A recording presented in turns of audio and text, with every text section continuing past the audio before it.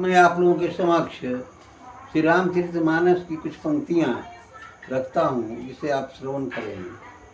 कहा गया है कि गिराय रथ जल बीच समा, कहियत भिन्न न भिन्न, बंदो सीता राम पद, जिनहि परम प्रिय खिन्न। गिराय रथ जल बीच समा, कहियत भिन्न न भिन्न, बंदो सीता राम पद, जिनहि परम प्रिय खिन्न।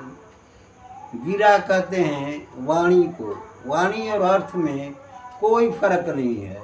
गिरा रथ जल बीच समा, और जल और बीची कहते हैं तरंग को। जल और जल के तरंग में कोई फर्क नहीं है। कहियत भिन्न, कहने ही में भिन्नता है कि ये जल है, ये जल का तरंग है। तो उसी प्रकार से कहने ही में भिन्न है कि ये सीता है और राम है। सीता और राम की एक रूपता को तुलसीदास प्रणाम करते हैं, जिन्हें दीन दुखी अत्यंत प्रिय होते हैं। तो कहा गया है कि गिराय रथ जल बीच समा, कहियत भिन्न न भिन्न, बंदो सीता राम पद, जिनहि परम प्रिय खिन्न।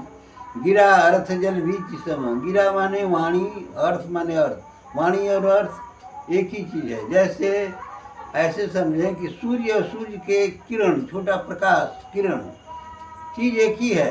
कहने ही के लिए है कि ये सूर्य है और ये इसके किरण है। वैसे ही कहा गया है कि वाणी और अर्थ में कोई फर्क नहीं। कहियत भिन्न, कहने ही में भिन्नता है, लेकिन न भिन्न, भिन्नता है नहीं।